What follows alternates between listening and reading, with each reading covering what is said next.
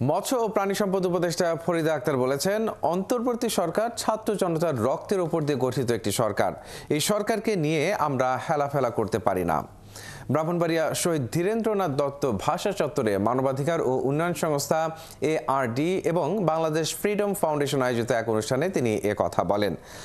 রোববার দুপুরে ব্রাহ্মণবাড়িয়ার স্কুল বিজ্ঞান উৎসবে সাংবাদিকদের এক প্রশ্নের জবাবে তিনি আরও বলেন, নিজেদের ইচ্ছে মতো কিছু করছি না। আমরা একটি সুন্দর বাংলাদেশের জন্য যতটুকু সংস্কার প্রয়োজন এবং নির্বাচিত সরকারের হাতে ক্ষমতা তুলে দিতেই কাজ করছি আমরা।